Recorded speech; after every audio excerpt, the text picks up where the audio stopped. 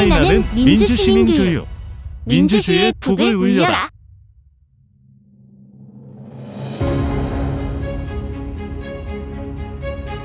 차이나는 민주시민교육, 민주주의 북을 울려라!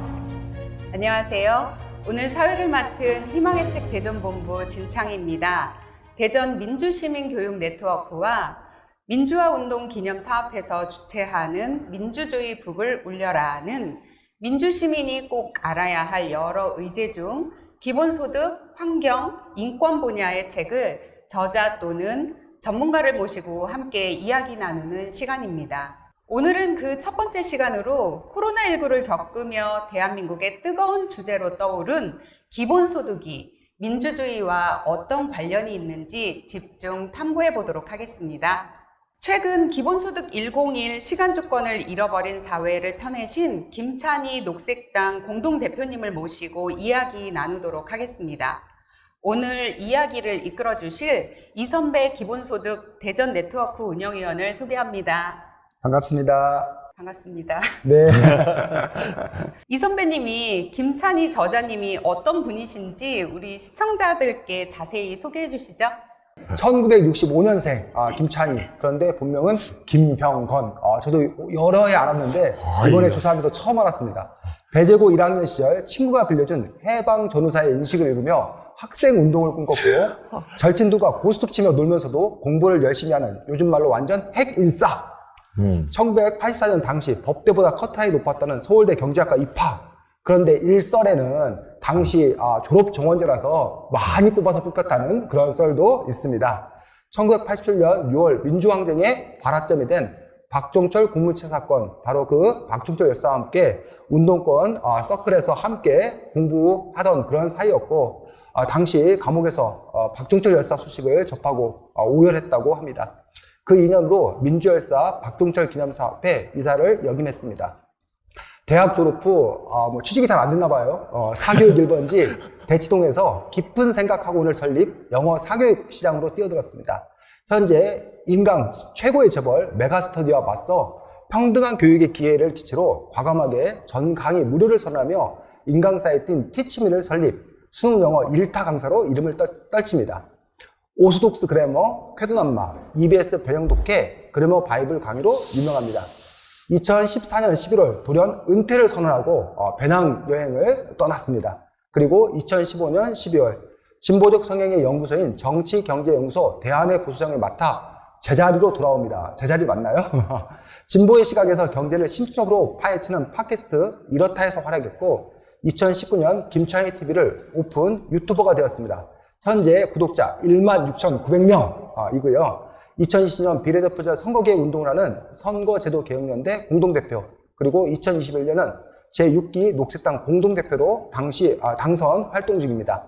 기본소득 한국네트워크 운영위원이며 농민기본소득 전국운동본부 교육홍보위원, 콘텐츠 무상 공유 카피레프트 운동을 전개하는 셀스도 협동조합에 참여 중이고, 최근에는 드라마 카메오로 출연하는 등 연기에도 욕심을 내고 있습니다. 정말 대단하십니다. 네네. 옛날에 무슨 국가안전기획부 이렇게 수사받는 기분입니다. 이거 심층 취재를 하셨는데 완전히. 네, 인사 부탁드립니다. 네, 기본소득 101의 저자 김찬희라고 합니다.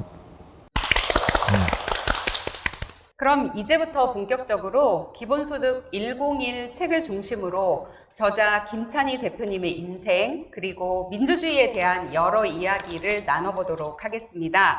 먼저 이 선배님이 궁금한 것이 있으시다고요? 네, 제가 소개해서 말씀드렸다시피 수능 영어 1타 강사도 하시고 대한경제연구소 부소장, 팟캐스트 진행자, 유튜버, 녹색당 공동대표, 그 다음에 카피레프트 운동, 심지어는 드라마 카메오 출연까지 정말 여러 가지 일들을 하고 계신데요. 옛날 속담에 한우물을 팔아 이런 거를 생각하면은 전혀 맞지 않지만 요즘 이른바 엔잡러 시대에 정말 다양한 역할들을 하고 있기 때문에 청소년들의 또 다른 모델이 될 수 있을 것 같습니다. 근데 이렇게 여러 인생을 사는 당사자로서 소감이나 이런 느낌, 저는 그렇게 살아본 적이 없어가지고 그런 것들이 무척 궁금합니다. 네. 원래 이게 한 가지 잘하는 게 없는 사람이 이것저것 해요. 그러니까 전문이 없기 때문에 이것도 좀 하고 저것도 좀 하고 이렇게 하는 건데, 뭐 저는 이거를 다 한 시간에 한꺼번에 하는 건 아니고요. 네. 저기 진행자분께서 여러 시기에 했던 거를 그냥 모아서 해보니까 그냥 마늘이나 하는 것처럼 보이는 것 같고, 사실은 학원 강사 처음 시작할 때는 제가 20년을 했는데 그렇게 오래 할지 몰랐어요. 한 1, 2년 좀 이렇게 생계도 좀 도움이 되고 이렇게 하려고 했는데 하다 보니까 20년이 됐고. 세계는 많이 도움이 되셨나요? 도움이 된 적도 있고 좀 어려웠던 적도 있고 그래서 이제 20년 동안 좀 못했던 일들을 하고 싶은 얘기가 좀 많고, 제안이 들어오거나 좀 보이거나 하면 이것저것 이제 발을 담그다 보니까 여러 가지를 하게 된 것 같습니다. 특별한 뭐 능력의 것은 아니고, 뭐 하고 싶은 일을 하면 뭔가 좀 인간은 원래 성과가 있는 게 아닌가 그런 생각이 있어서 항상 일을 할 때는 그런 관점으로 하는 그런 좀 면이 있습니다. 하고 싶은 일을 하고 계신 김찬희 대표님 만나 뵙게 돼서 반갑습니다. 오늘의 핵심 주제 기본소득에 대한 이야기를 시작해 보도록 하죠. 갑툭튀라는 말처럼 갑자기 툭 튀어나온 기본소득. 시청자들께서도 여러 미디어를 통해 기본소득에 대해 많이 들어보셨겠지만 자세히 이것이 무엇이다 하고 아는 분들은 많지 않은 것 같습니다.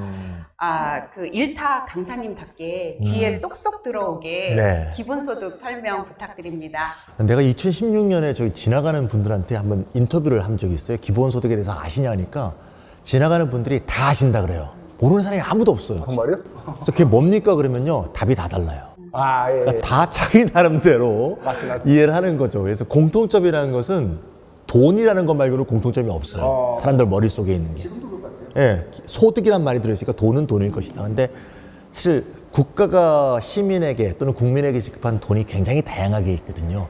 우리나라에도 뭐 아동수당도 있고 뭐 생계급여 굉장히 많은데 어떻게 왜 주는가, 어떻게 주는가 하는 게 기본소득에서 가장 중요한 것 같습니다. 그래서 기본소득에 대한 여러 가지 정의가 있을 수가 있는데, 저도 이제 운영위원을 하고 있는 기본소득 한국 네트워크라는 단체가 있습니다. 2009년도에 생겨서 지금 이제 13년째니까 한국의 기본소득 운동을 이끌어왔다고 볼 수 있는데, 거기서 이제 내리는 정관의 정의가 있는데, 공유부에 기초한 모든 사회 구성원의 몫이다. 이게 이제 정의고요. 지급 방식이 이제 5가지가 중요하다고 하는데, 모두에게 줘야 된다, 무조건적으로 줘야 된다, 개별적으로 줘야 된다, 정기적으로 주는 현금이다. 이런 5가지 원칙을 규정하고 있습니다. 그래서 갑자기 5가지 얘기하니까 잘 안 떠오르죠? 조금만 설명을 드리면, 모두에게 줘야 된다는 것은 누구한테는 주고 누구한테는 안 주고 가리지 말고 사회 속에서 살고 있는 사람은 다 줘야 된다. 네, 예를 들면 알래스카 같은 경우는 1월 1일부터 12월 31일까지 산 사람이면 국민이 아니더라도 다 줍니다. 알래스카는. 예. 그러니까 사회 구성원에 소속된 모두에게 준다. 그게 이제 중요한 거고요. 두 번째는 이제 조건을 달지 않는다. 또는 무조건적으로 준다. 이렇게 얘기하는데, 조건을 단다는 건 이런 겁니다. 요걸 해야지 준다. 뭐 일을 해야지 준다. 또는 무슨 구직 활동을 열심히 해야지 준다. 또 가난해야지 준다. 이런 조건을 달지 않고 주는 거. 뭐 시험 잘 보면 뭐 사진. 그런 게 없는 거. 세 번째는 이제 개별적으로 준다는 건데, 개별적으로 준다 그러면 좀 느낌이 안 올 수도 있는데, 보통의 우리나라 복지제도는 가구주, 좀 쉽게 말하면 가장한테 줍니다. 네, 가장한테만 딱 주고 가장이 알아서 그 돈을 이제 뭐 자기가 쓰건 분배를 하건 이렇게 하게 돼 있죠. 그게 아니고 개별적으로 준다 그러면 우리 집에 가족이 4명이 살면 4명, 한 명 한 명의 통장한테 꽂는 거. 이제 개별적으로 주는 거고요. 정기적으로는 이제 꼬박꼬박 매달 또는 매분기, 매년. 그다음에 뭐 현금은 잘 아실 거고요. 물건으로 주면 배급이 되고요. 현금으로 주면 소득이 된다. 이렇게 이해하시면 되겠습니다. 지금 그 처음에 그 지급 방식의 차이 하면서 5가지 좀 말씀하셨는데, 그 전에 뭐 공유부 뭐 이런 표현을 썼어요. 뭐 모두의 몫이다. 근데 이게 사실은 좀 잘 안 와닿거든요. 그런 게 있나? 그 공유부가 도대체 뭐지? 뭐 그래서 사실은 기본소득을 이해하는 데서 제일 어려운 그 점들이, 그걸 우리가 왜 받아야 되는데, 그 뭐 나라에서 그걸 왜 주는데, 뭐, 그러니까, 물론 그 돈이 어디서 생기는데도 궁금하지만, 그걸 우리가 왜 받아야 되는데, 근데 어쨌든 그 공유부가 좀 중요하다 하시면서, 그 기본소득 101 책에 보니까, 뭐, 제주 삼다수 우리 마시는 그 생수도 뭐 공유부다, 뭐 이런 얘기가 쓰였던데, 도대체 그 공유부가 뭔지 좀 이렇게 그 구체적인 사례를 중심으로 좀 이렇게 말씀해 주시면, 네. 기본소득에 대해서 가장 큰 오해 중에 하나가 공돈이다. 예. 공짜 돈이다. 예. 거저준다. 뭐 이런 말도 있고, 좀 어려운 말로 포퓰리즘이다. 뭐 이런 얘기도 있는데, 포퓰리즘이 참 뭔지 모르고 이제 하는 얘기인 것 같기도 한데, 공유부라는 것은 영어로 하면 커먼웰스. 예, 공통의 부. 공동의 부. 웰스 해야겠죠. 예, 또는 그냥 쉽게 커먼스라고 합니다. 예, 커먼이란 말은 이제 영어에서 공통의, 공동의 그런 뜻이죠. 예, 그러니까 모두의 것이다. 모두의 부다. 모두가 함께 누릴 것이다. 뭐 대충 그런 뜻이 되겠고요. 뒤집어서 얘기하면 어느 누구 하나의 것이 아니다. 예를 들면 선배님 것이다. 창희님 것이나 찬이 것이 아니고 모두의 것. 또는 어느 한 사람에게 것이라고 얘기할 수 없는 것. 이것을 이제 공동부 또는 공유부, 공통의 부, 뭐 커먼스 이렇게 말할 수 있을 것 같아요. 이제 정의는 그렇게 되는데 예를 들면 이렇게 되겠습니다. 예를 들면 석유가 있어요. 그래서 석유를 이제 채굴을 해서 정유를 해서 우리가 그 석유를 써요. 그러면 이게 우리한테 오게 됐을 때 이거는 누구의 성과냐? 이게 볼 때는 일단 석유 회사의 성과죠. 채굴하느라고 노력했고 발견하느라고 노력했고 정유하고 노력했잖아요. 그러면 석유 회사가 이 성과에 대해서 몫을 가져갈 권리가 있겠죠. 당연히 그랬죠. 근데 하나만 더 덧붙이면 근데 석유는 누가 만들었지? 공룡이 만들었잖아요. 그래서 공룡 네가 가져. 근데 공룡은 다 죽었잖아요. 그럼 어느 누구의 것도 아니죠. 석유 회사가 석유 자체를 만든 건 아니잖아요. 그럼 이 자체 석유에 대한 권리는 남아있지 않겠는가. 예. 그래서 고구의 몫을 어떻게 모두에게 귀속시킬 수 있을까? 그럼 그 삼다수도 그 물은 원래 그 자연이 삼다수. 그렇죠. 삼다수 산게 아니다. 제주 삼다수는 제주의 화산 안반층 몇백 미터 밑에 존재하는 거 아닙니까?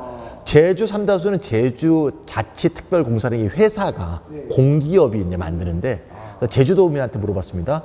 제주 삼다수는 제주도 화산수 안반을 갖고 만들었는데 그 공사가 그 물을 만든 건 아니잖아요. 그래서 제주도민은 그 삼다수에 어떤 혜택을 보냐 하니까 우리보다 좀 싸게 먹더라고요. 몇백 원인데 그 공사가 수익을 많이 냅니다. 그 운반비 때문에 싼 게 아니니까. 예. 그 수익이 과연 제주도민을 위해서 어떻게 쓰이고 있는지는 사실 알 수가 없죠. 근데 사실은 제주도민 모두의 것인 그 제주도의 지하수에 대해서 제주도민이 갖고 있는 권리를 어떻게 환산을 하여 제주도민에게 돌려줄 수 있으면 그게 제주 삼다수에 기초한 기본소득이 될 수 있겠죠.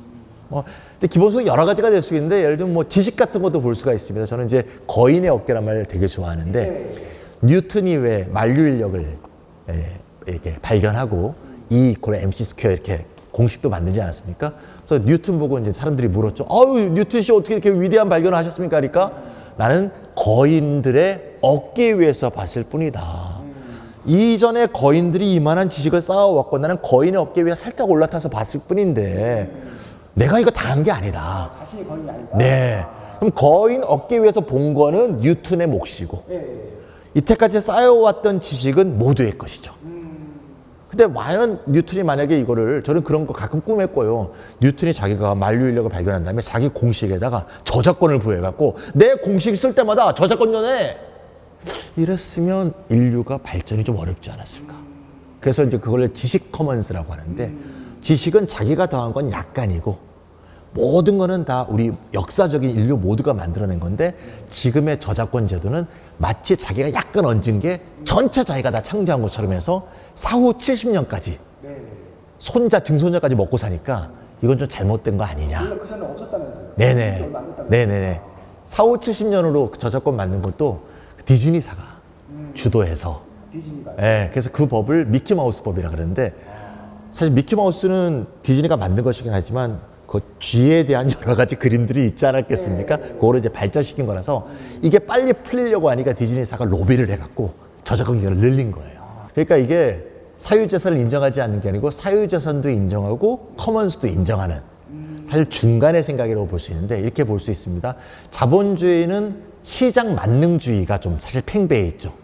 시장에서 되는 건 다 공정한 것이다 이런 생각이 있는데 사실 우리가 잘 알다시피 시장은 모든 동등하고 평등한 사람이 공정하게 경쟁하는 곳이 아니라 시장 지배자가 쥐고 흔들죠. 사실 뭐 전자업체만 해도 두세 개 업체가 쥐고 흔들지 않습니까? 담합해서 가격을 올리면 우리가 올린 가격을 사야 되는 거죠. 시장이 갖고 있는 장점도 있고 단점도 있죠. 근데 과거의 공산주의 같으면 공산주의는 기본적으로 배급을 통해서 이루어졌고 그 경제 당국, 말하자면 이제 관료라고 볼 수도 있고 공산당이라고 볼 수 있는데 거기서 결정한 대로 경제가 움직이는 이런 식의 좀 일방적인 구조였으니까 그런 점에서도 단점도 있지 않습니까? 요 중간에 장단점 중에서 단점은 빼고 장점을 좀 취합하면 어떨까 하는 생각이 기본소득이 다 있는 생각이라고 볼 수 있습니다. 아까 말씀드렸지만 석유를 개발하고 그것을 정유하는 석유회사의 노력을 부정하는 게 아니고요. 그걸 부정하는 게 아니고 그들의 몫은 그들대로 가져가되 그들만의 것은 또 아니라는 거. 공동의 것이 있다는 거. 그것도 자본주의. 네, 자본주의에서 사실 우리가 어릴 때 고등학교 때 사회책 보면 자본주의도 단점이 있고 공산주의도 단점이 있다고 배우면서 혼합 경제 제도가 발전하였다 이렇게 돼 있잖아요. 근데 사실은 그에 맞는 이 장점을 잘 수용할 수 있는 그런 어떤 우리가 패러다임이랄까 그런 시스템을 만들어 오지는 못했던 것 같아요. 그런 걸 만들려는 노력 이것이 이제 기본소득이라고 볼 수 있고요. 역대 공산주의 사회는 기본소득을 준 적이 한 번도 없습니다. 공산주의 사회는 물건을 주는 겁니다. 배급. 기본소득은 공산주의가 아니다.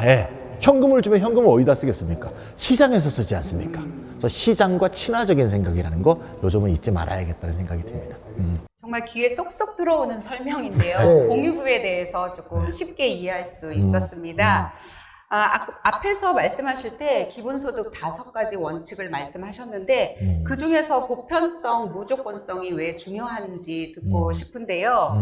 우리 사회가 선진국으로 진입하면서 그래도 복지 제도를 좀 개선해 나가고 있는데 지금의 복지사회 모델이랑 기본소득이랑 그 차이점은 무엇인지 보편성 그리고 무조건성을 중심으로 설명 부탁드립니다. 네, 제가 그것만 해도 한 책에서 한 20페이지는 쓴 것 같으니까 20페이지를 다 읽을 수는 없고요. 한 가지 정도 예를 들어서 설명하면 좋겠네요. 우리가 북유럽의 복지국가를 다들 이렇게 사실 부러워하잖아요. TV에서 맨날 나오고 프랑스에 유학 갔더니 뭐 애를 낳았더니 또 돈을 주고 학교 보냈더니 또 돈을 주고 너무 좋더라. 난 국민도 아닌데 뭐 그렇게 하면서 굉장히 부러워하지 않습니까? 심지어는 외국인도 이렇게 뭐 이렇게 대학 그렇죠. 장학금 주고 막 이러니까 너무 감사하더라고요. 굉장히 부러워하죠. 유럽에서 이제 복지국가가 발전했는데 유럽 복지국가에서 여러 가지 이제 중요한 요소들인데 한 가지만 말씀드리면 사회보험이란 게 가장 중요한 기둥입니다. 사회보험 그러면 여러분들이 잘 모르시겠지만 쉽게 말하면 우리나라로 치면 4대 보험입니다. 4대 보험이요? 4대 보험. 제가 여기 옥자 영화 얘기도 했는데 영화 옥자라고 봉준호 감독이 만든 영화 있지 않습니까? 트럭으로 막 몰고 이제 막 돼지를 막 따라가다가 나중에 트럭에서 못 따라가죠. 그랬더니 막 쫓아가 그러니까 에이 하면서 욕을 하면서 열쇠를 집어던지고 내리죠. 그래서 그 사람이 뭐라 하냐면 아이씨 난 4대 보험도 없는데 이씨 이러면서 내리잖아요. 현실이죠. 이 4대 보험이 없는 사람이 늘었다는 거. 이게 기본소득이 필요한 중요한 이유입니다. 그렇죠. 유럽의 복지국가가 생길 때는 대부분 비슷한 작업 조건에서 비슷한 임금을 받으면서 일했던 그런 남성 노동자 중심의 사회였어요. 말이 좀 어려운데 쉽게 말하면 자동차 공장에서 4만 명이 똑같은 일을 하고 있는 거죠. 그럼 이 4만 명의 임금 조건도 비슷하지 않겠습니까? 그럼 임금에서 3% 노동자 임금에서 떼고 또 사업주가 3% 내서 사회보험료를 탁탁 모아놨다가 실업이 되거나 실직을 하거나 아프거나 그러면 이제 여기에서 보험금을 이렇게 지급하는 거죠. 이게 이제 정규직. 네, 정규직. 그러면 이제 똑같은 임금을 받고 있는 사람이면 나중에 아프거나 실직을 당하거나 했을 때도 받는 보험금이 비슷하겠죠. 국민연금을 받더라도 비슷하겠죠. 이런 시대에 생긴 게 복지국가거든요. 근데 지금은 어떨까요? 어떤 사람은 임금을 연간 수십억, 수백억 받는 사람도 있고 어떤 사람은 임금을 받았다 안 받았다 하는 사람도 있고 어떤 사람은 보험 자체를 못 드는 사람, 국민연금 자체를 못 드는 사람도 있고 예를 들면 화물차 모는 분들은 국민연금 가입률이 굉장히 낮아요. 왜냐면 자기가 100% 내야 되니까.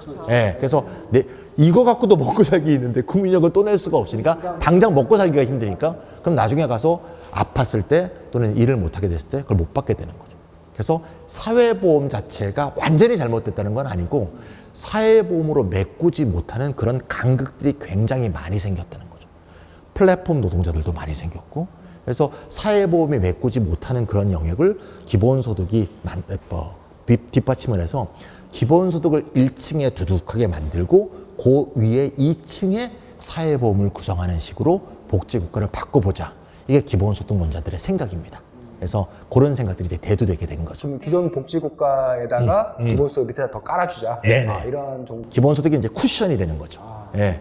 기본소득은 무조건적 보편적으로 지급하니까 그 사람이 실직을 했건 직장에서 월급을 많이 받건 안 받건 놀고 있건 하건 상관없이 모두에게 동일한 금액이 지급되니까 쿠션으로서 중요한 역할을 하는 거죠. 그래서 보편적으로. 그렇죠. 보편적 무조건적으로 지급을 해야 되는 거죠. 그래야 그 구멍 빠진 거를 다 메꿔놓을 수 있다. 사회보험은 자기의 노력했을 때 임금의 성과에 좀 연동되는 면이 있으니까요. 예. 자꾸 듣다 보니까 이제 기본소득 없으면 안 될 것 같은 그런 생각까지 듭니다. 그러게. 우리가 그 기본소득이 사실 우리들 피부에 확 와닿은 게 코로나19 당시에 뭐 재난 기본소득, 뭐 공식 이름은 뭐 재난지원금이었나요? 네네네. 뭐 이러면서 이제 우리에게 좀 이렇게 더 익숙해졌는데요. 그 당시에 좀 이렇게 한 사람이면 40만 원, 뭐 두 사람이면 80만 원이 아니라 60만 원, 세 사람이면 80만 원, 뭐 4인 가족이면 100만 원. 그것도 이제 그 세대주에게 지급되는데 저희 집이 뭐 여러 가지 사정으로 저희 아내가 세대주고 저는 세대원입니다. 그러다 보니까 저는 그 국물도 없었던 뭐 그런 상황들이었는데 어쨌든 그러면서 뭐 그 당시 뉴스 보도에 뭐 여러 가지 좀 이렇게 뭐 이혼 소송을 앞두고 있어서도 그걸 뭐 구차하게 받느니 뭐 큰 딸이 무슨 뭐 아빠하고 사이가 안 좋은데 그걸 받느니 뭐 이런 여러 가지 좀 이렇게 문제가 있었던 걸로 좀 기억을 하는데. 저도 못 받았어요. 아 정말요?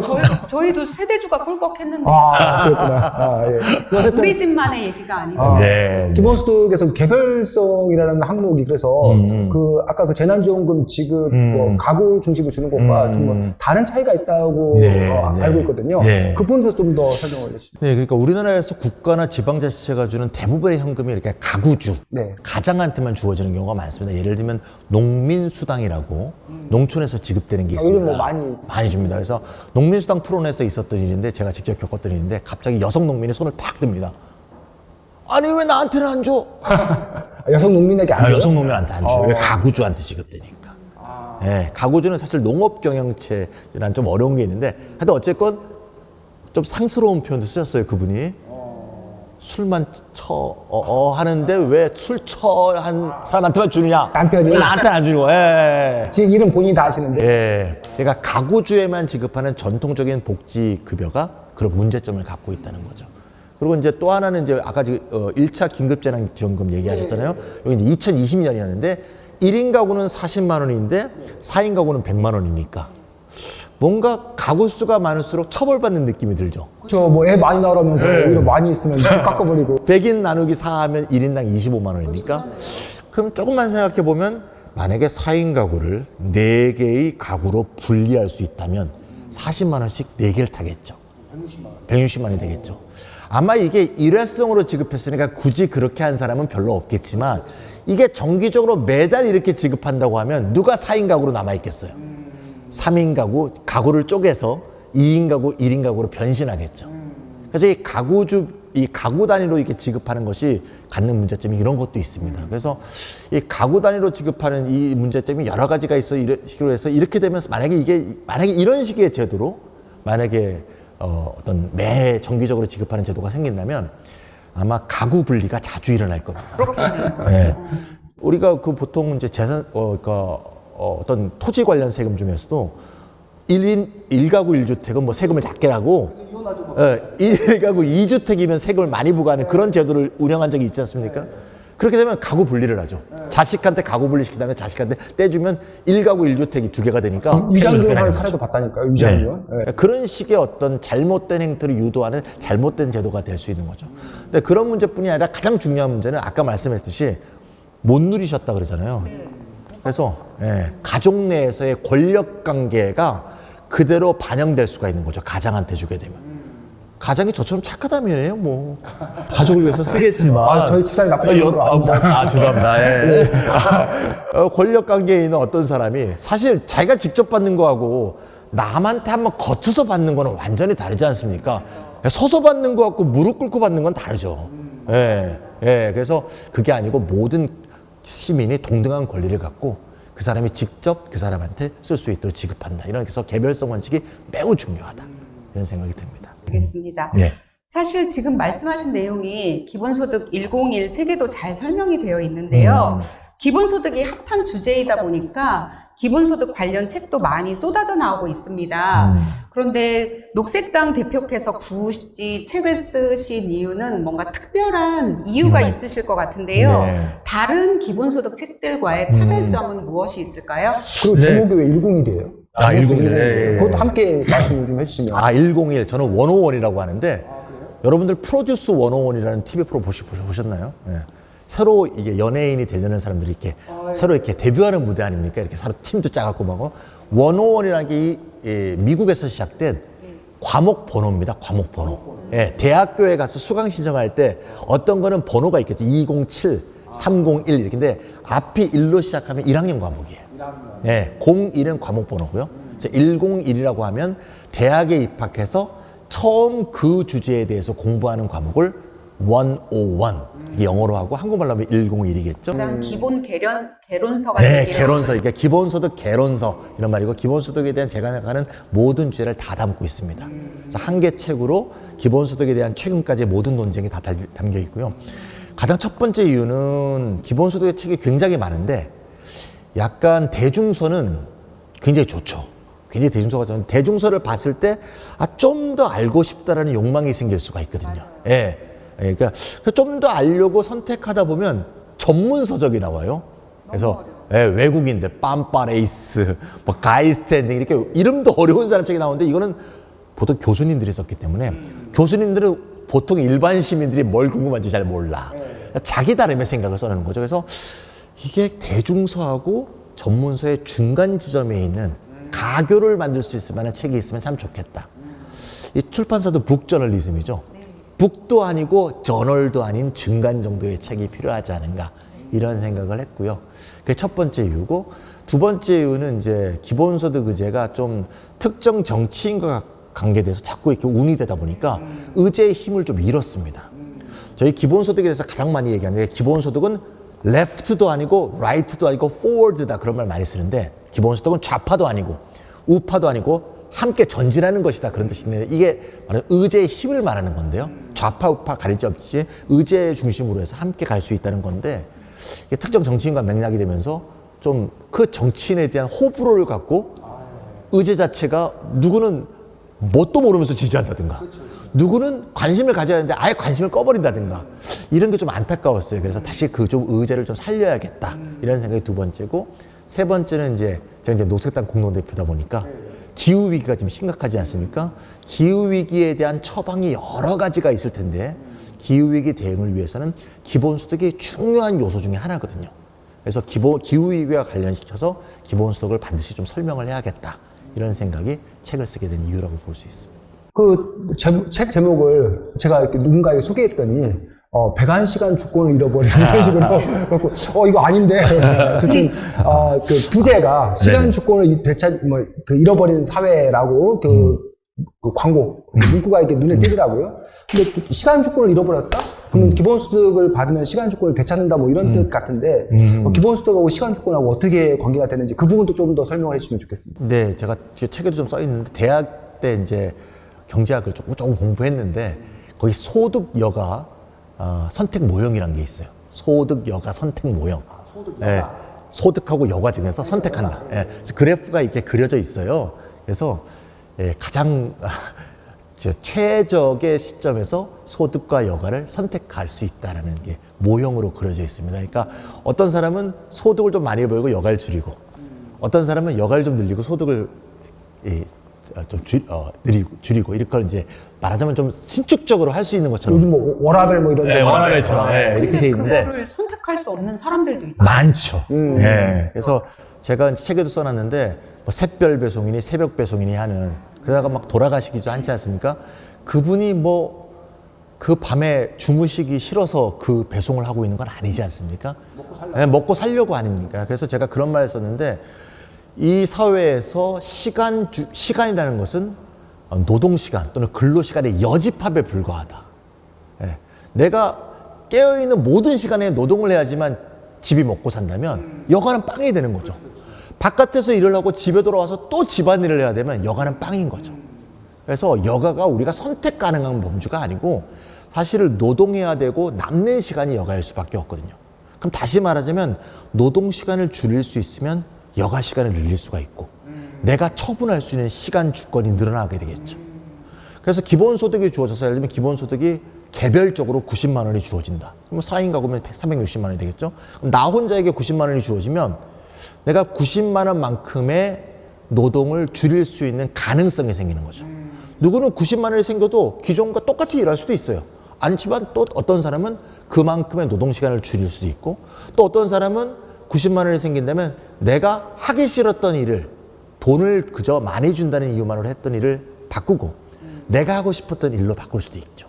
이런 식으로 나의 시간 주권이 늘어날 수 있는 밑바탕이 되기 때문에 바로 시간 주권을 늘릴 수 있는 가장 중요한 이 1단계에 쌓아야 될 것이 기본소득이다.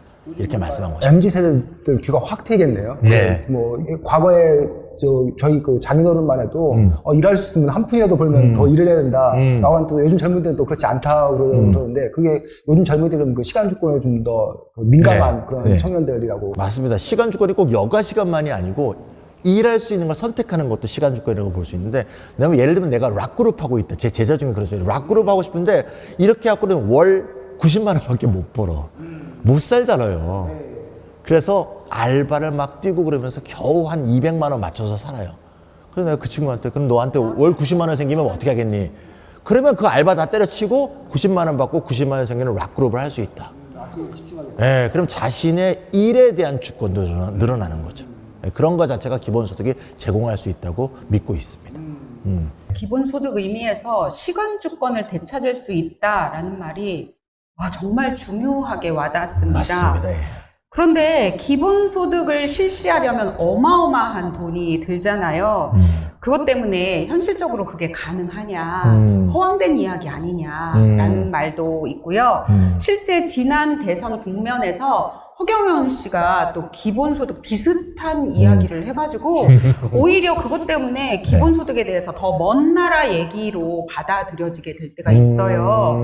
기본소득 재원 마련은 어떻게 하나요? 네. 실현 가능성이 있는 건가요? 네, 일단 뭐 허경영 씨는 예능이니까 뭐 일단 논외로 하고요. 예능에 무슨 말을 못 하겠습니까? 뭐 아무나 뭐 질르면 되고 뭐 결혼하면 몇 억씩 준다 그러지 않습니까? 뭐 질르면 되는 거고 대통령이 못 되니까 그냥 하는 것 같고요. 어쨌건 다시 주제로 돌아오면 제 책을 보시면 조세형, 비조세형, 화폐형 여러 가지 재원 조달 방안이 나옵니다.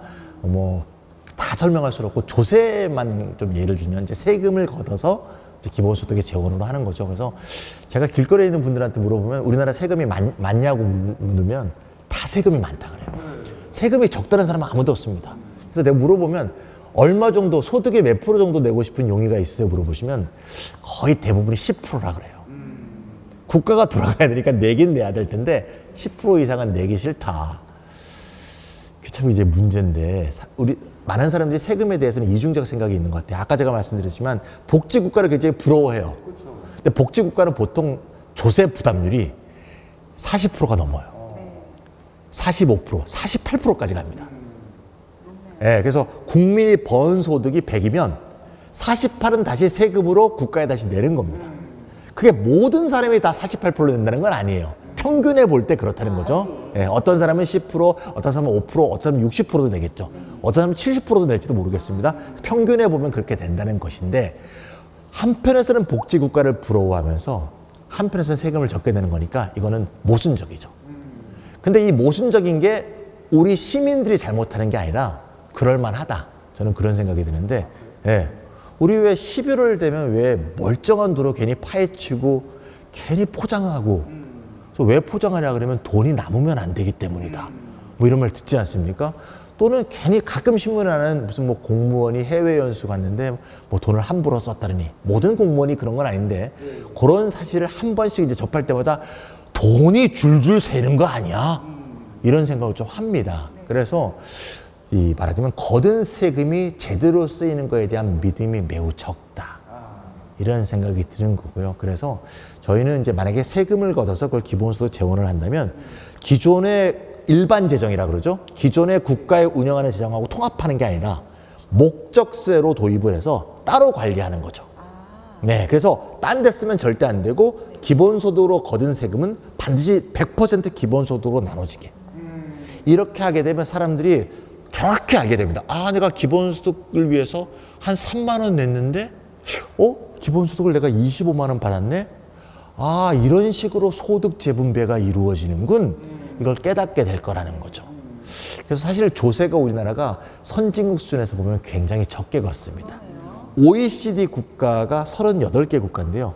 그 중에서 우리나라 31위예요. 31위요? 31위. 우리나라 그 10등 아니었어요? 안 돼. 복지국가는 다 위에 있는 거죠. 그래서 경제 규모가 10등, 네. 세금 부담은 31등. 네. 그래서 우리가 아까 얘기했던 그 북유럽이라든가 프랑스 같은 복지국가 수준으로 세금을 올리자는 게 아니고요. OECD 38개국의 평균, 38개국의 평균 수준까지만 올려도 모든 5천만 명의 국민이 매월 25만 원씩 받는 기본소득이 가능합니다. 예, 160조거든요.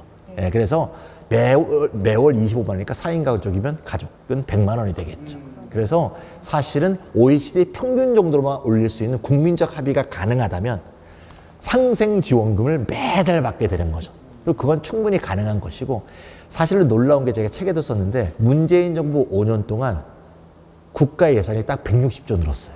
국가 예산이요? 예. 1년 동안. 아니, 5년 동안. 5년 동안. 네, 그러니까 만약에 문재인 정부가 그런 일이 없었지만 우리가 5년 전으로 돌아가서 앞으로 국가 예산 증가분은 전부 기본소득으로 쓰겠습니다 했으면 2022년부터 모든 국민이 25만 원씩 받고 있겠죠. 그럼 그 돈 다 어디 간 거예요? 뭐 여러 가지 좋은 일에도 썼겠지만 이거를 알 수 없는 것이 국민들이 세금에 갖는 불신의 이유가 아닌가 하는 생각이 드는 거죠. 조금 아까 그 말씀하신 이렇게 국민적 합의가 있다면 이라고 그 전제를 드셨는데, 국민적 합의는 도대체 어떻게 이끌어낼 수 있는지, 지금 사실 아까도 말씀하셨듯이 뭐 제일 싫은 거 중에 이제 세금을 제일 싫어한다라고 이제 그렇게 돼 있고, 그리고 더불어민주당이 정권을 빼앗긴 어떤 그런 이유들 중에 가장 큰 이유가 어떤 부동산 폭등이지만, 부동산 폭등을 막는 어떤 그런 과정 속에서 각종 뭐 이렇게 세금을 뭐 올리고 뭐 보유세를 올리고 뭐 이런 것들이 민심 위반을 일으켜서 폐배했다. 뭐 이런 부분도 있고, 그래서 어쨌든 세금 건들면 무조건 망한다. 뭐 이런 그 부분들이 좀 있잖아요. 그래서 네. 심지어는 뭐 기본소득 얘기하면서도 세금 얘기는 싹 안 하고, 증세 얘기는 안 하고, 그냥 뭐 이렇게 재정을 뭐 조정해가지고 뭐 하겠다. 뭐 이런 정도밖에 못 하는데, 지금 말씀 들어보면 결국 증세하자는 얘기신데, 그 국민적 합의 과연 이끌어낼 수 있을까요? 뭐 또 뭐 그런 방안이나 설득할 수 있는 어떤 그런 방법들? 네. 아까 뭐 물론 이제 뭐 이렇게 특별 재정으로 이렇게 해서 명확하게 보여주면 될 거다라고 말씀하셨는데, 그거 갖고 왠지 좀 약할 것 같은데, 뭐 다른 방안도 좀 있을까요?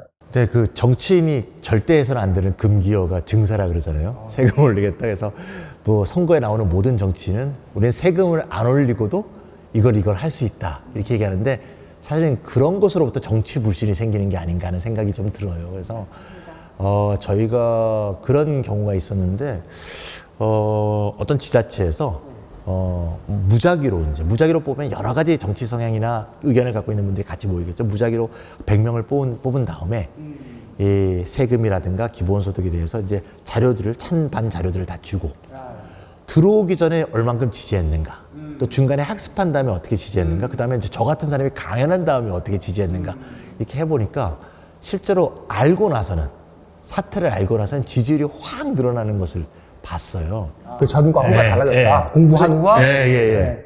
대표적으로 이제 탄소세 같은 거죠. 이제 탄소세에 관심이 많은데요. 녹색당 공동대표로서 탄소세를 부과했을 때 뭐 세금이 늘어나니까 우리가 뭐 기름값도 늘어날 것이고 탄소를 쓰는 모든 것에 세금이 부과되는 거니까 아유 반대야, 난 반대야 이렇게 하기 쉽잖아요. 근데 탄소세를 걷어서 그거를 예를 들면 이제 돌려주는 거죠.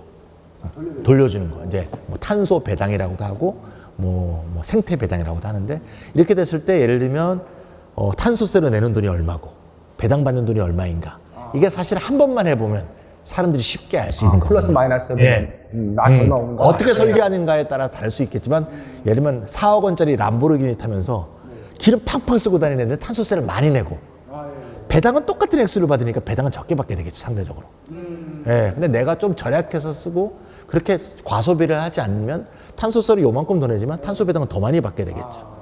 그렇게 되면 이게 뭔가 우리가 그래서 또 더 적게 쓴다게 된다면 기름을 뭔가 지구를 위해서 좋은 것이고, 이게 소득 재분배 효과도 있구나 이렇게 생각을 하게 되는 거죠. 그래서 그래서 완벽한 기본소득 모델을 당장 실현하지 못한다 하더라도 예, 한 가지 정도의 모델 이런 것들 좀 해보면서 사람들이 체험해 주는 거.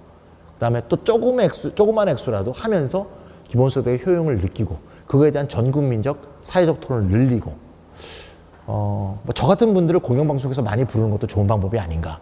예, 토론하는데 좋은 방법이 아닌가 그런 생각이 듭니다. 예. 지금 여러분은 차이나는 민주 시민교육, 민주주의 북을 울려라! 기본소득 101 저자 김찬희 녹색당 대표님을 만나고 계십니다. 우리가 특별히 김찬희 대표님을 모신 까닭은 기본소득 책 이야기를 듣기 위해서이기도 하지만 기본소득과 민주주의에 대해 좀 더 깊은 대화를 나누기 위해서입니다. 학생운동도 하셨고 또 박종철 열사와 인연이 있다는 대목에서 마음이 아프기도 했는데요. 직접적으로 질문을 드리면 기본소득과 민주주의 어떤 관련이 있는 걸까요? 네, 그 민주주의란 말은 최근에 좀 쓰기가 조금 약간 좀 저어할 때가 있는데 좀 남용된 면도 있는 것 같아요. 그러니까 사실 어떤 정치권에서 그래서 일부 국민들은 이제 또 일부 시민들은 민주주의란 말만 들어도 지겹다, 염증이 느껴진다 이런 분들도 있어서 사실 마음이 좀 아프기도 합니다. 예, 그게 어떻게 보면 민주주의가 더 필요한 단계로 전진하지 못했기 때문에 남용됐다고 생각하는데 과거의 군사독재 시절은 책에도 나오지만 군사독재 시절의 민주주의는 반독재 민주주의. 예. 그러니까 독재를 막는 민주주의였고 어떻게 보면 법적 민주주의라고 볼 수도 있죠. 뭐 대통령을 뽑을 수 있는 권리일 수도 있겠고 부당하게 우리가 수사기관의 수사를 받지 않을 권리도 있겠고 뭐 이런 식의 민주주의는 굉장히 발전했다고 봅니다. 그래서 이제 그런 민주주의를 다음 차원의 민주주의로 발전시켜야 되는데 좀 어려운 말로 하면 형식적 민주주의에서 실질적 민주주의로 발전해야 된다고요. 예. 형식적 민주주의라면 쉽게 말하면 4년마다 돌아오는 민주주의 같아요. 예, 한번 찍고 그다음 3년 동안 무권리 상태에 있다가 또 찍을 때 권리 한번 생겼다가 사실 예. 근데 그걸 갖고 이제 마치 다른 모든 정책에서 민주주의를 위해서 내가 이걸 하는데 하니까 국민들이 좀 염증을 느끼게 되는 게 아닌 것이고요. 실질적 민주주의에서 가장 중요한 것은 저는 이렇게 생각합니다. 내가 하고 싶은 일을 할 수 있는 권리. 하기 싫은 일을 안 할 수 있는 권리. 이게 가장 중요한 실질적 민주주의의 중심이 아닌가. 네, 그게 자기의 삶을 구성할 수 있는 자기의 민주적 권리가 되겠죠. 근데 여유가 없으면 그게 안 되지 않습니까? 안 되죠. 네. 그래서 예를 들면 내가 왜 저는 이런 거 굉장히 싫은데요. 막 나이 드신 분이 아니 마석에 가면 경기도 마석에 가면 가구 공장 많은데 왜 그런 데 가서 일을 하지 말이야. 일도 안 하면서 일자리가 없다고 그래. 배불러 사는 소리 남아요. 네, 배불러 사는 소리. 예. 자기 손자는 거기에 안 보내면서 안 보내면서 꼭 그런 말 하는 사람들 나 너무 싫어. 남 얘기처럼 하는 사람들.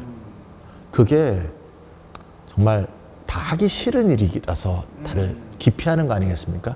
근데 할 수 없이 먹고 살기 위해서 할 수밖에 없는 그런 사람들이 우리나라에 굉장히 많죠. 저는 외국인들이 와서 한국에 와서 제일 좋은 게 너무나 화장실이 공공 화장실이 깨끗해요. 그러면서 굉장히 유튜브에 많이 나와 있잖아요. 그러면서 괜히 뭐 국뽕에 저기 저가고 와 우리나라 더 좋다.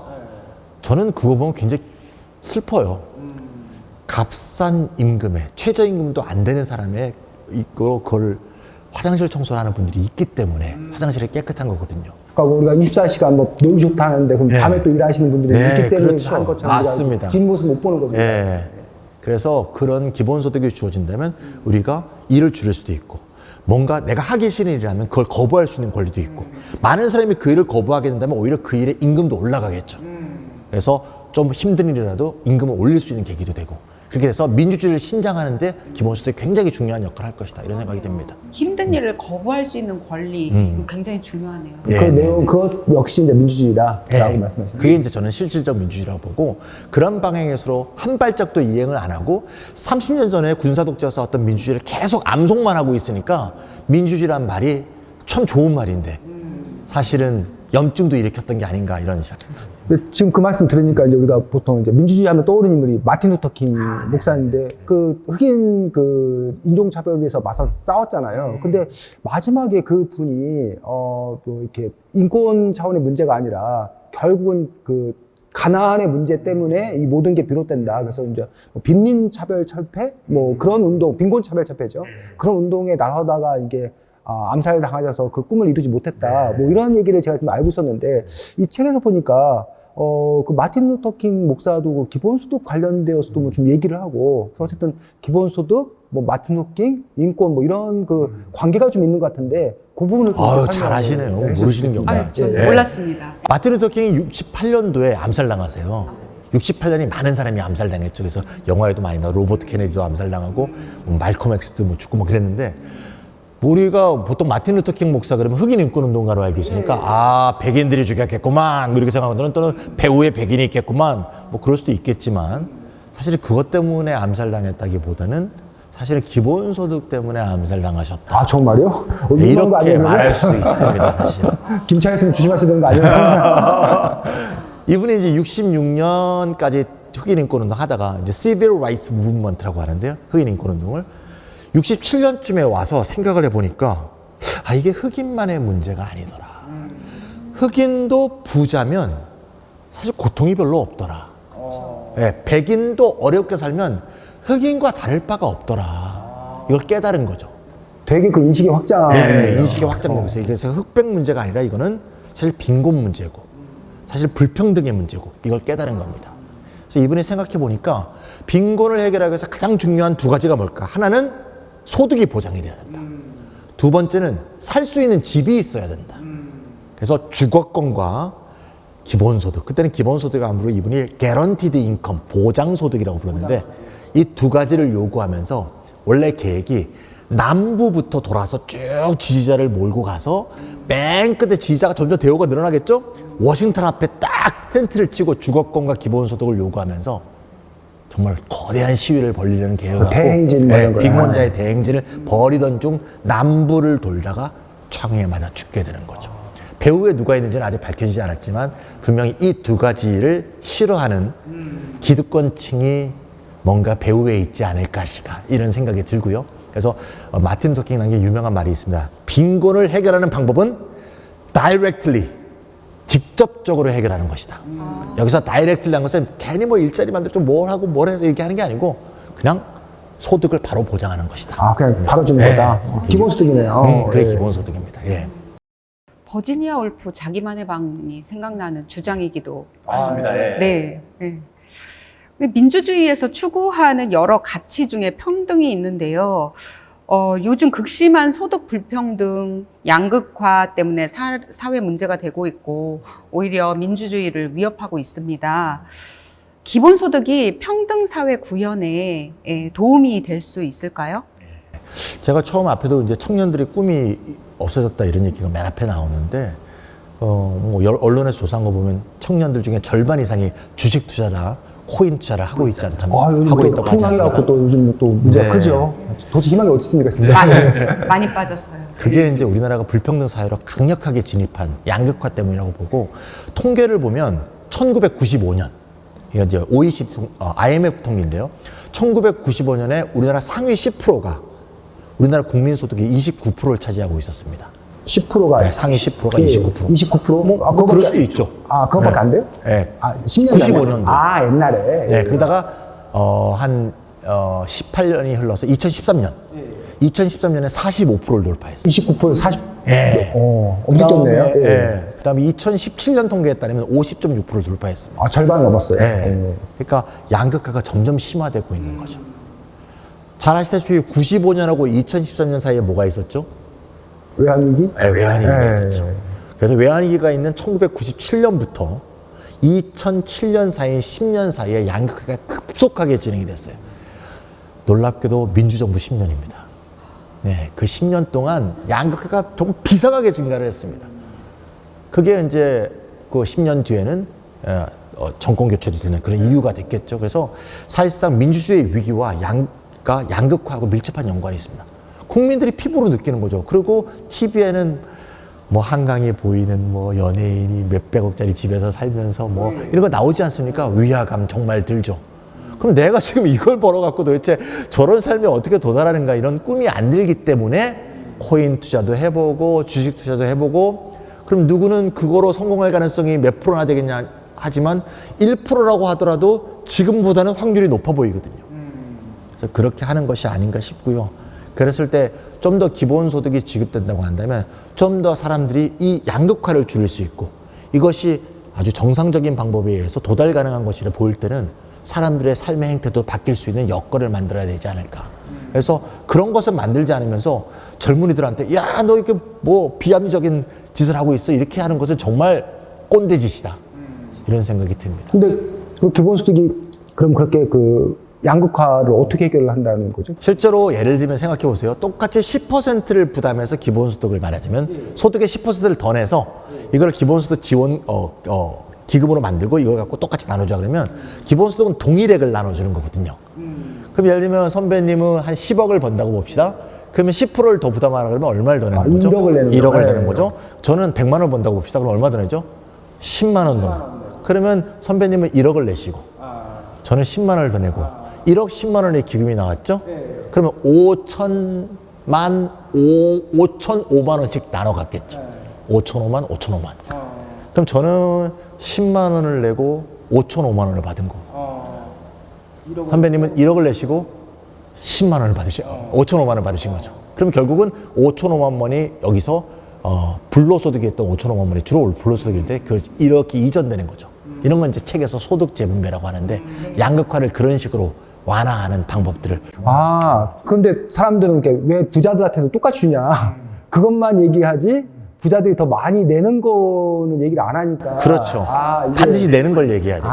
네. 그래서 제가 2016년에도 거리에서 기본소득 캠페인하고 있는데 어떤 분이 한참 듣고 있다가 저한테 이렇게 물으시더라고요. 어떤 재벌 사주의 이름을 대면서 이모모에게 내줘 이러더라고요. 그래서 제가 그때 서서 뭐라 했냐면 아저씨 그게 아니고 아저씨는요 제가 40만 원 기본소득 얘기를 하고 있었거든요. 그때 5만 원 내시고 40만 원 기본소득 받고요. 그분은 5억 원 내고 40만 원 받아가라는 얘기예요.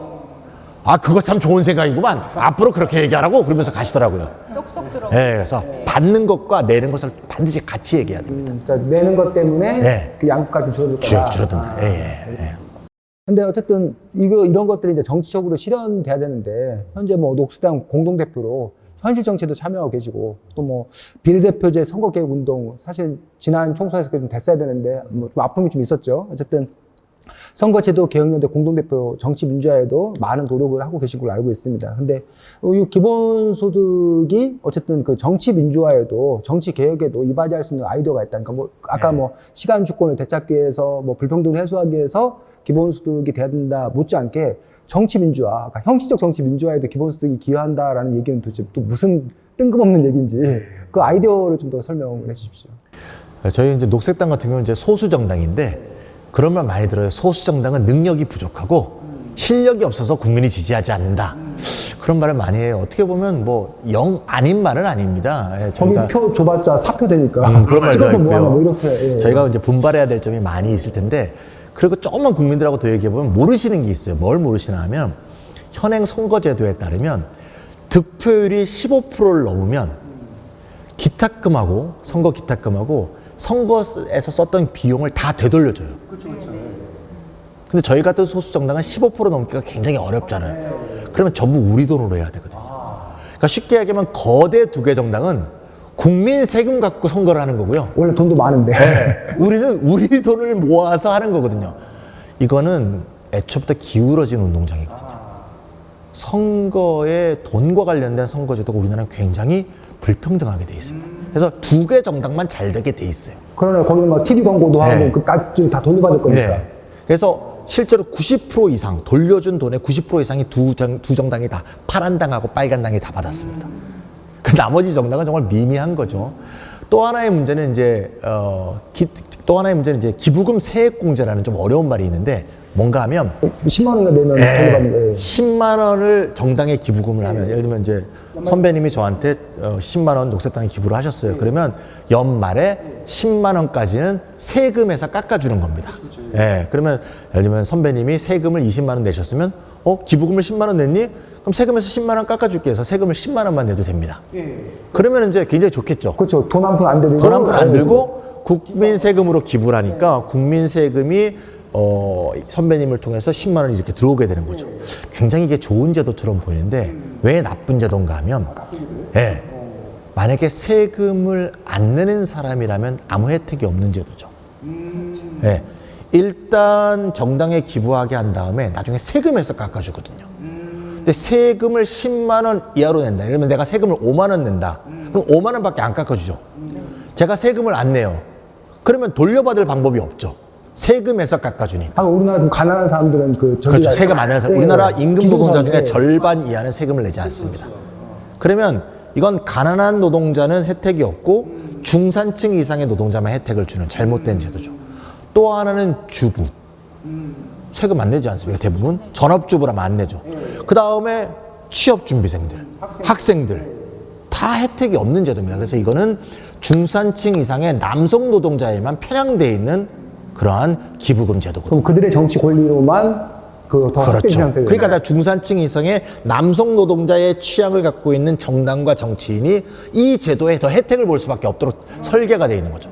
그래서 이거를 정반대로 해보자는 거예요. 어떻게 하냐면 먼저 기부하게 한 다음에 세액에서 빼주지 말고 먼저 선거가 있는 해에 온 유권자에게 똑같은 돈을 나눠줍니다. 똑같은 돈을. 그래서 이거를 이제 이거를 정치 기본소득이라고 부를 수 있는데 순서를 바꿔서 먼저 똑같이 10만 원을 나눠줘요. 그 너희가 원하는 정당과 정치인한테 기부해라. 그러면 이 사람이 직업이 있건 세금을 내건 취준생이건 학생이건 남자건 노동자건 돈을 많이 벌건 돈을 적게 벌건 관계없이 똑같은 돈을 받게 되겠죠. 그래서 이 10만 원을 갖고 실제로 자기가 원하는 정당과 그 돈은 자기가 쓰는 게 아니라 그렇죠. 기부만 할 수 있게. 어느 시기 내에 기부하지 않으면 다시 국고로 환수되게. 그렇게 하게 되면 실제로 정치 민주화에도 큰 도움이 될 거예요. 그래서 실제로 이거를 미국의 시애틀에서 시행하고 있습니다.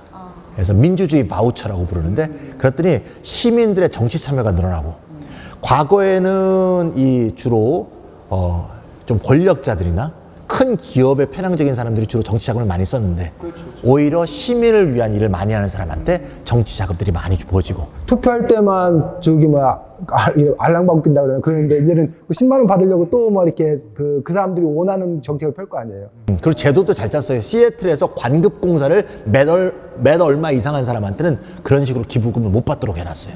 그러니까 오히려 그런 식으로 선순환하고 미국에도 정치 자금이 이렇게 더러운 자금, 블랙머니가 많지 않습니까? 그래서 미국 전체를 이렇게 바꾸면 그런 블랙머니를 없애고 오히려 국민들이 미국의 정치를 결정할 수 있다고 해서 2020년에 미국의 민주당 후보였던 앤드루 양이라는 사람은 이거를 민주주의 달러, 디모크라시 달러라고 해서 선거 공약으로 제출하기도 했었습니다.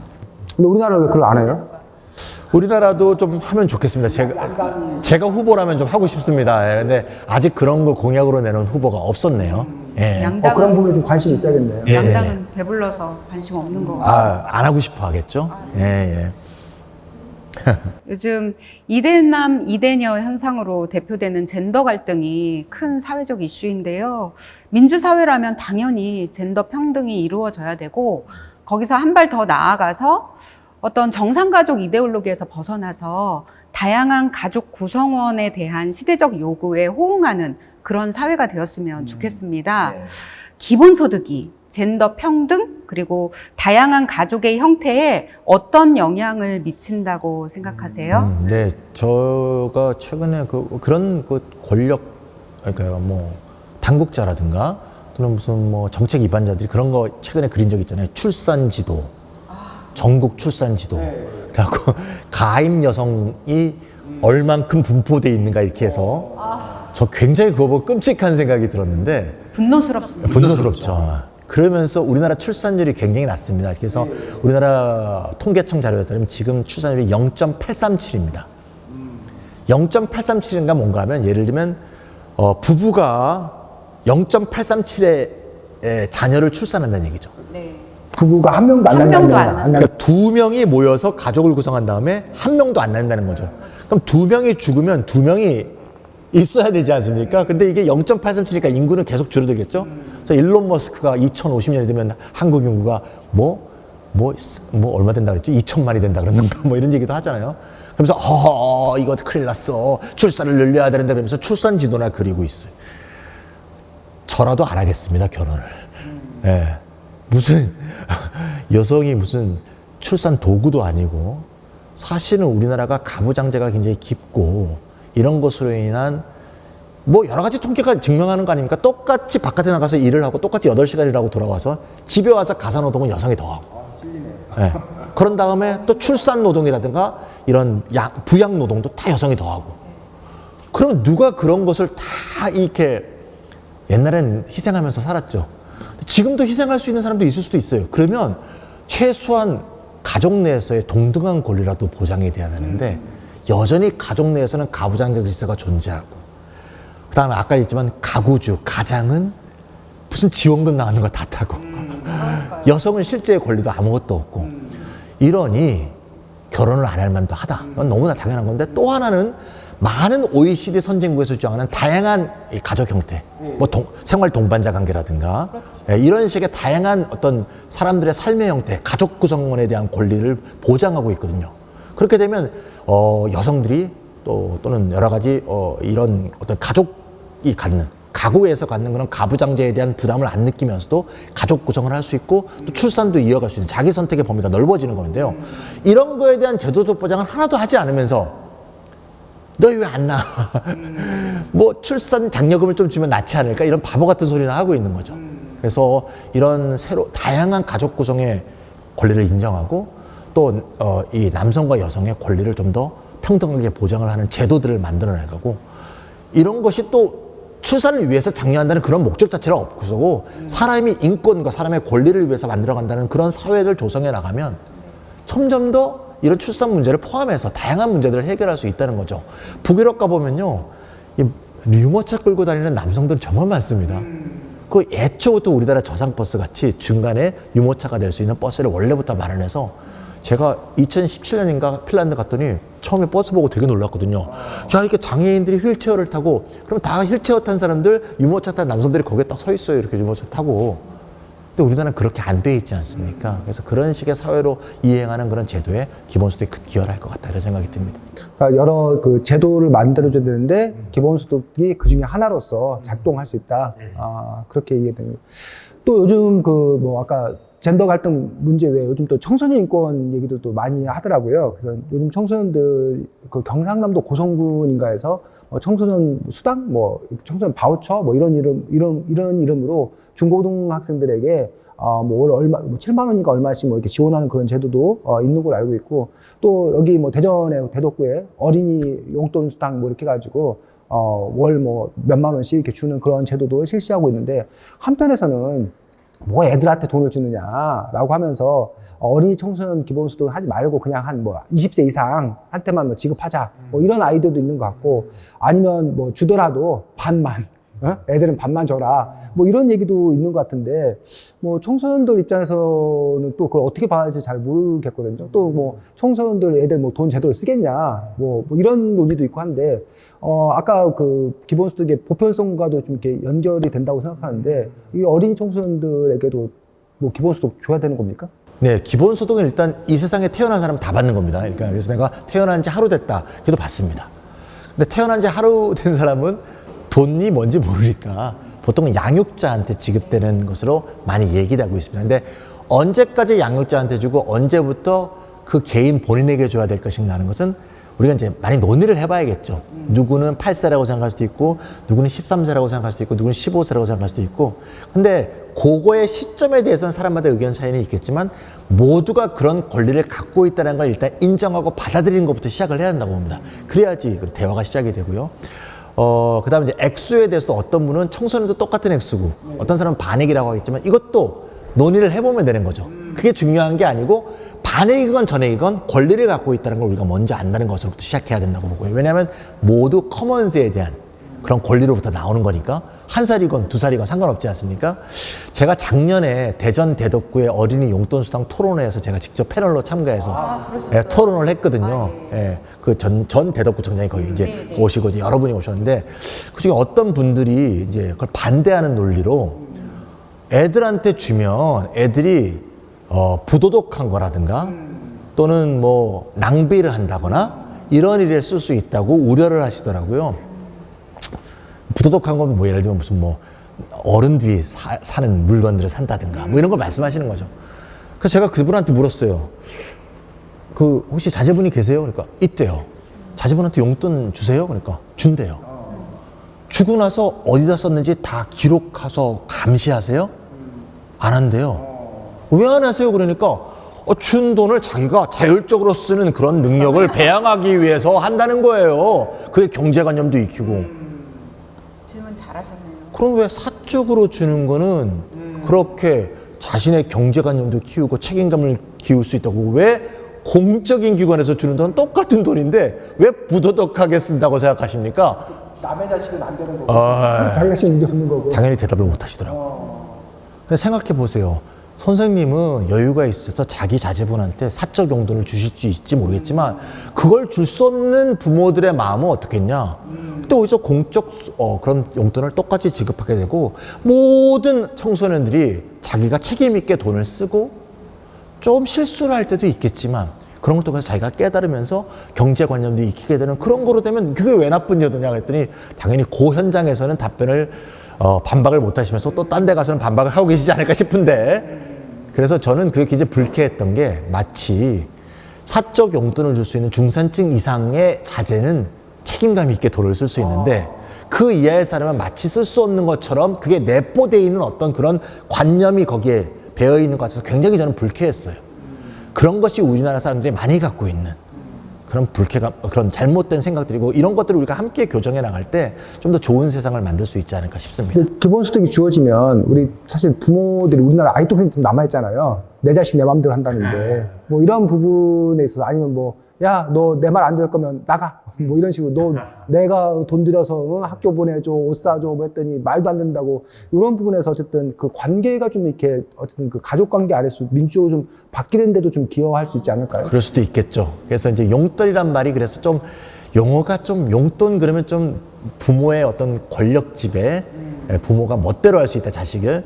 그런 느낌이 있어요. 용돈이란 말은 좀 그렇지 않아요? 그런 이게 쟁였는데, 어쨌건 오히려 스스로 만들어낸, 사회가 함께 여러분이 쓸 수 있는 용돈이라, 그런 의미에서도 괜찮다는 말도 좀 생각이 들었습니다. 그래서 이런 제도가 계속 좀 오래 지속되면 어떨까? 그러면 많은 대전에서도 좀 그 결과 보고도 되고 그러면서 그런 생각이 듭니다. 지금 듣다 보니 기본소득에 대한 토론과 숙고의 과정이 정말 많이 필요하다는 생각이 들고, 시민사회에서 이런 시간을 좀 더 많이 가져야 되겠다는 생각이 드네요. 예. 기본소득에 대해 과거 대선 국면에서는 이게 복지정책이다, 경제정책이다 논쟁이 있었는데, 김찬희 대표님 말씀을 듣다 보니 기본소득이 민주주의를 이루는데 정말 핵심인 것 같습니다. 그럼 이제 어쩌면 우리 사회에, 아니 전 지구 차원에서 가장 중요한 문제인 기후위기와 관련하여 기본소득이 어떤 역할을 할 수 있는지, 더더욱 녹색당 대표이시니까 더 많은 이야기를 나눌 수 있을 듯 합니다. 네. 제가 먼저 질문을 드리면, 기본소득 101 책에 보니까요, 현대적 의미의 기본소득 논의를 부르게 된 원인을 4가지 꼽으셨거든요. 첫 번째가 소득 양극화, 사회보장제도의 위기, 4차 산업혁명, 그 다음에 생태계의 위기 등을 꼽으셨는데, 그 중에서 생태계의 위기를 왜 기본소득의 원인으로 보시는 건지 궁금합니다. 아까 이 책을 쓰신 그 중요한 이유도 그거라고 말씀하셨는데, 그 기후위기의 원인은 아마 이 비디오 보신 분들 잘 아실 텐데, 인간의 산업화 이후에 지나치게 지구가 감당할 수 없는 탄소 배출이 이루어졌기 때문이죠. 근데 탄소 배출 그러면 우리가 이렇게 생각하시죠. 탄소 배출이 제일 많은 나라가 어디죠? 미국? 지금. 중국. 지금은 중국입니다. 역사적으로 보면 미국과 유럽이 제일 많이 했죠. 산업혁명 이후. 근데 지금은 중국이 제일 많습니다. 그러면서 이런 분들이 있어요. 중국 때문이야. 근데 생각해 보시면 중국이 많은 공장을 돌리는데 이런 옷을 만들었어요. 중국인들이 다 입지 않죠. 아니죠. 전부 전 세계에 수출되지 않습니까? 우리나라도 많이 쓰죠. 일주일마다 옷을 버리는 어떤 부유층이 있다고 봅시다. 중국에서 계속 생산해서 계속 날아가는 거죠. 그래서 어디서 탄소 배출이 이루어졌는가가 아니고, 이 탄소 배출이 왜 이루어졌는가, 누가 이 물건을 쓰기 위해서 여기서 탄소 배출이 이루어졌는가, 이게 추적을 해서 옥스팸이라는 유명한 비영리 단체가 이걸 소비 행태에 따른 탄소 배출로 다 조사를 했어요. 그랬더니 세계 소득 상위 10%가 탄소 배출의 52%를 했다. 아, 정말이요? 아까 그 소득하고 똑같네요. 소득 그 불평등. 비행기를 많이 타고 크루즈선을 타고 옷은 맨날 갈아입고 람보르기니 타면서 붕붕붕붕 하고 있고 뭐 이런 식의 또 그 다음에 탄소 배출이 많이 되는 소고기 같은 거 더 많이 먹고 예, 여러 가지 그 소비 행태에 따른 것으로 따르면 10%가 52%. 그러니까 다시 말하자면 소득 불평등이 커질수록 탄소 배출이 늘어난다는 얘기입니다. 그러네요. 예, 그리고 전 세계 소득 하위 25%는 지난 15년 동안 탄소 배출이 하나도 늘지 않았어요. 소비가 적어서. 그러니까요. 소비 자체가 실제로 늘릴 수가 없어. 그래서 오히려 이 하위 15%는 소비를 좀 늘려도 돼요. 그러네요. 오히려 저 상위 10%가 소비를 줄여야 됩니다. 비행기 한 번 탈 때마다. 비행기도 좀 덜 타게 하고. 혹시 우리나라도 상위 10% 들어가는 거 아닙니까? 상위 10%에 들어간 사람들이 꽤 많죠. 사람은 이제 사람 개별로 해서 나라로 10%가 아니라 사람의 상위 10%. 그러니까 우리나라 사람들이 많죠. 그러니까 남반부에 있는 사람 대부분은 탄소 배출은 하지도 않고 탄소 배출의 고통은 직격탄으로 맞는 거죠. 이게 정말 탄소 부정이라고 볼 수 있는데 탄소 불이죠, 불이. 그래서 홍수라든가 여러 가지 뭐 태풍이라든가 이런 피해는 전부 남반부에 바로 직격탄으로 지금 오고 있잖아요. 그래서 오히려 탄소 배출을 줄이고 기후의 정의, 기후 정의를 세우기 위해서도 이 지나친 소득 불평등을 줄여야 되는 거고요. 소득 불평등을 줄여서요 상위 10%의 배출, 탄소 배출을 줄일 수 있는 효과적인 수단이 되고 이들을 어떻게든지 환수를 해서 나라마다 방법도 있고 국제적인 방법도 있겠죠. 그래서 이거를 좀 더 골고루 하게 되면 탄소 배출이 줄어드는 그런 수식 같은 게 제가 책에도 잘 써놨습니다. 예, 일리 있는 말씀이시네요. 근데 뭐 그 부분들을 그냥 탄소세를 신설하면 되는 거 아닙니까? 근데 아까 뭐 그 스위스 탄소세 생태 배당 뭐 기본 탄소세 기본수도 이렇게 연결하셨는데 왜 그냥 탄소세를 딱 하거나 아니면 뭐 탄소 배출권을 사고파는 그 기존에 하고 있는 어떤 그런 정책이 아닌 왜 그 생태 배당 뭐 기본소득과 연결된 탄소세 도입 이런 걸 주장하시는데 뭐 그 차이가 도대체 뭐가 있나요? 근데 이게 그 기후위기와 싸우기 위해서 탄소 배출을 줄이기 위해서는 여러 가지 수단이 필요합니다. 저는 한 가지 방법만 갖고는 안 된다고 생각하고요. 기본소득도 그 중에 한 가지 방법일 수 있다 이런 생각이 들고 예를 들면 유럽 같은 경우에는 국내선 항공 그 공항을 다 없애버립니다. 국내선 항공은 타지 마라. 예, 이런 식의 저희는 이제 프로히비션 금지 조치라고 하는데 없애버리는 거죠. 그 다음에 일정 거리 이상은 비행기 운항을 못하게 한다든가. 그 다음에 또 도심에서 예를 들면 뭐 주차 비용을 굉장히 올려버려서 그러니까 예를 들면 조금 올리는 건 의미가 없습니다. 뭐 시간당 뭐 10만 원 이렇게 때리면 누가 도심에 자동차를 갖고 오겠습니까? 부담스럽죠. 그런 식으로 해서 실제로 여러 가지 그런 조치들을 취해서 자동차 사용을 줄이고 뭐 자전거 도로를 늘린다든가 자전거 사용에 대해서 많은 혜택을 준다든가 이런 식의 것들 여러 가지 복합적인 처방들이 필요하고 이런 복합적 처방 중에 하나에 탄소세, 탄소 배당도 들어가야 된다. 왜 그 얘기를 또 썼나 하면 앞에 같은 처방엔 또 동의하면서 탄소세만 반대하는 또 기후운동가들이 덜어 있어요. 왜냐하면 탄소세가 시장적 방법에 의한 해결 방법이고 기존의 시장을 통해서 해결하는 방법이 계속 실패해 왔기 때문에 시장이 이해하지 않고 앞에 같은 건 시장이 이해하지 않는 거 정부 당국이나 국민의 시민들이 모여서 뭘 하지 말자. 이 금지 조치라는 거죠. 이것만 찬성하는 사람인데 저는 그것도 또 편향이라고 봐요. 금지 조치도 하고 탄소세도 해야 되는데 탄소세를가 이제에 대해서 사람들이 이제 오해하게 된 이유는 탄소세만 하게 되면 탄소세를 부과한 물품의 값이 올라가지 않습니까? 그러면 부자들은 별로 피해를 보지 않는데 가난한 사람은 전기요금도 올라가고 안 그래도 지금 휘발유 가격이 올라가는데 휘발유 가격이 또 올라가고 경유 가격이 또 올라가면 너무 힘들지 않습니까? 그래서 실제로 스위스에서는 탄소세로 거둔 돈의 중에서 3분의 1은 뭐 주택 개량 등에 사용하고 3분의 2는 다시 그거를 동일한 액수로 3개월 이상 산 모든 주민한테 똑같이 나눠줍니다. 이걸 생태 배당 또는 탄소 배당으로 하는데 그렇게 되면 탄소세를 많이 낸 사람은 세금을 더 많이 내고 생태 배당은 동일한 액수를 받으니까 그 사람들이 더 기여자가 되겠죠. 순수 기여자. 그 다음에 그만큼 뭐 과소비를 하지 않는 사람은 탄소세를 조금 내면서 생태 배당을 많이 받게 되면 예, 그렇게 되고 전체적인 효과에서는 그것으로 인해서 탄소 배출이 줄이게 되는 거죠. 그래서 스위스 같은 경우도 탄소세를 부과한 난방 그 유류에 탄소세를 부과했는데 실제로 전체 사용량이 줄었습니다. 그래서 그런 방법도 복합적으로 도입을 하게 되면 실제로 다른 앞에 얘기했던 조치와 연관을 지어서 탄소 배출을 줄이는데 큰 도움이 되지 않을까 그렇게 기대하고 있습니다. 네, 알겠습니다. 그럼에도 불구하고 책을 읽어보니까 기본소득이 오히려 기후 위기를 가속할 것이라는 의견이 나오고 있더라고요. 그 의견에 대해서 김찬희 대표님은 이 기본소득이 분배를 개선하고 탈성장주의를 위해서로는 성장주의를 약화할 수 있다라고 주장하시는데 자세한 설명 부탁드립니다. 그걸 이제 아까 제가 소비 행태와 같이 얘기했는데 그걸 반대로 이제 생산 관계에서 얘기하면 간단한 얘기죠. 생산을 좀 줄여야 되죠. 네, 생산을 줄이고 에너지 사용을 줄이고 화석 연료에 의한 에너지 사용을 줄일 수 있도록 재생에너지 사업에 더 많은 투자를 해서 그런 방향으로 에너지 전환을 이뤄나가고 이런 게 굉장히 중요한 거죠. 이제 생산 측면에서는 그런 게 이제 필요하다는 거죠.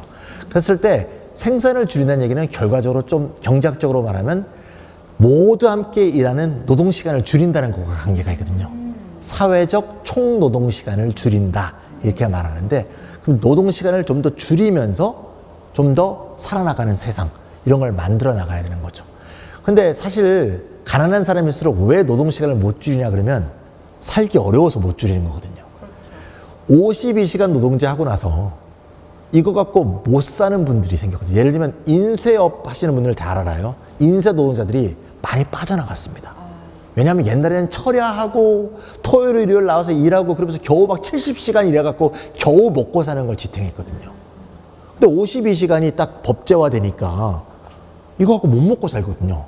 그래서 제가 어디로 갔냐니까 대부분 택배로 빠지셨다 그러더라고요. 지금 새벽 배송하고 계신 거예요. 그래서 그럼 결국 이렇게 노동시간을 줄이지 못하는 이유도 결국 소득하고 관계가 있거든요.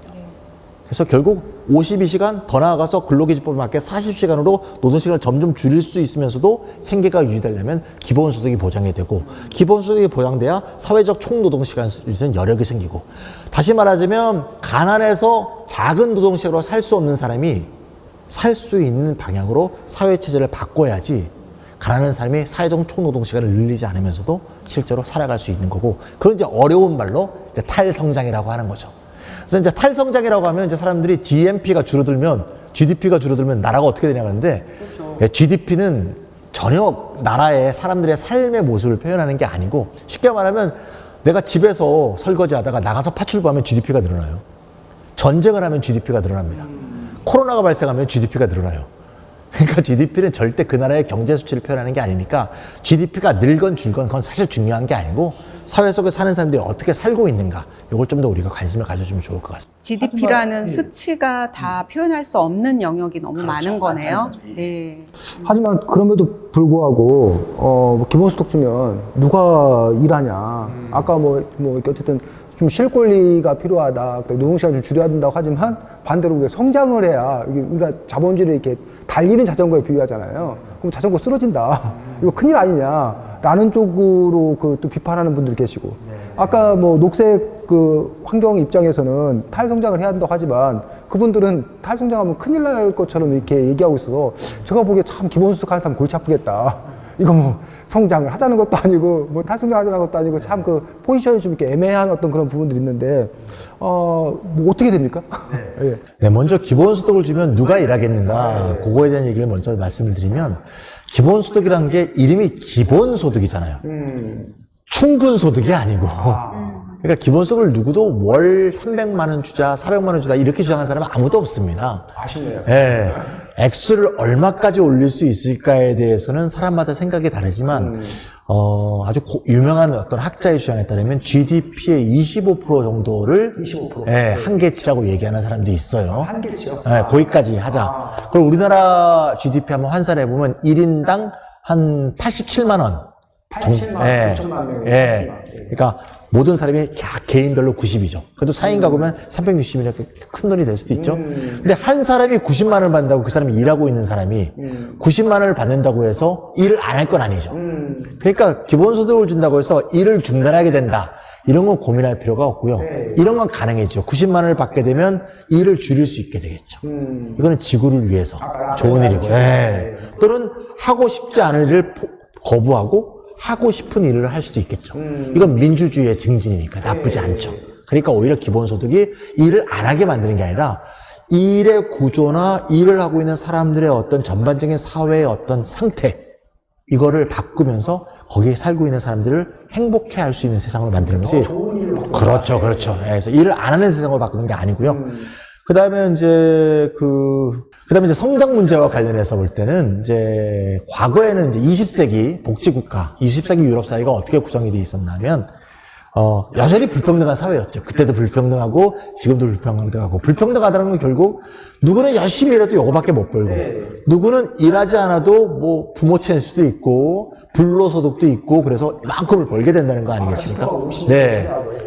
그런데도 사회가 어떻게 굴러갔나 하면 성장이 있었기 때문에 저 불평등 성장 체제였다. 불평등 네. 성장. 네. 그럼 내가 몫은 적다 하더라도 전체 파이가 늘어나면 얘는 이만큼 늘어나고 나도 이만큼 늘어나지 않겠습니까? 늘어나긴 한다. 네, 늘어나긴 한다. 그래서 불평등 성장 체제가 말하자면 불평등임에도 이 사회를 유지했던 어떤 힘이었다 이렇게 볼 수 있는데, 이제 더 이상 무분별한 성장이 불가능해졌죠.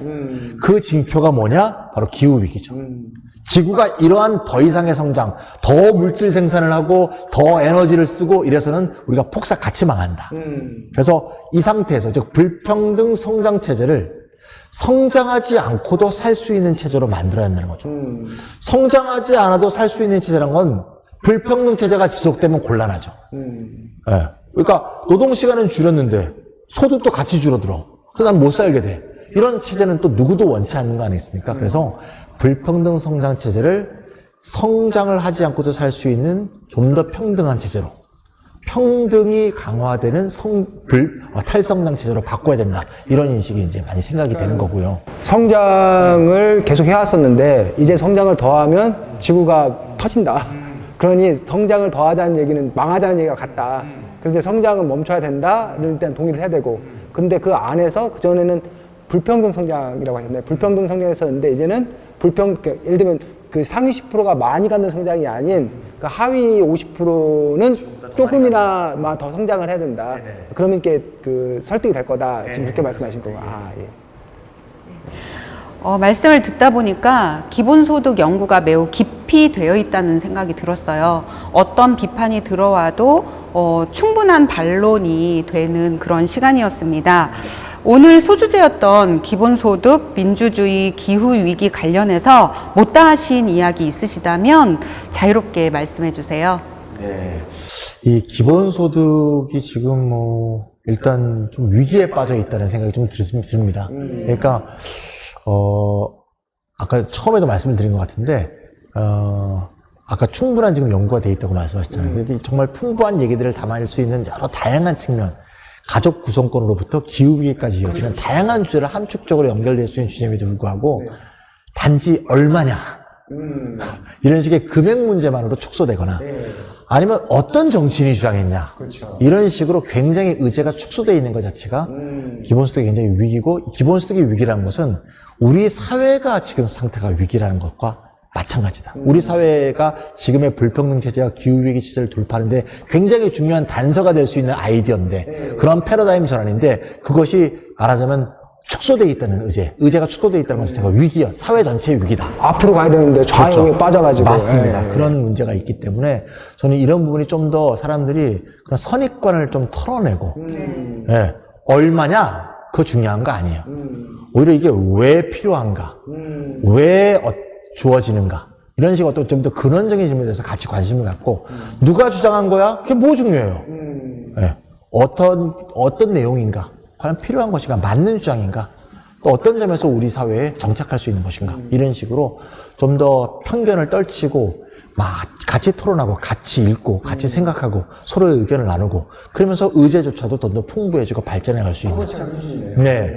그래서 제가 몇 년 뒤에는 기본소득 201을 쓸 수 있는 네, 그런 세상으로 발전했으면 좋겠습니다. 네. 힘내시기 바랍니다. 네, 모두 많이 부탁드립니다. 네. 질문을 더 하고 싶지만 이제 마무리할 시간입니다. 차이나는 민주 시민교육, 민주주의 북을 울려라. 오늘 김찬희 대표님 말씀 들으면서 기본소득이 민주주의와 기후위기랑 어떻게 관련이 있는지 자세히 알 수 있었습니다. 그리고 이 선배님을 통해서 깊이 있는 질문을 이끌어낼 수 있었습니다. 감사합니다. 제가 궁금해서. 감사합니다. 시원해서 감사합니다. 예. 네. 다음에는 환경편 적을수록 풍요롭다라는 책으로 찾아뵙도록 하겠습니다. 고맙습니다. 반갑습니다.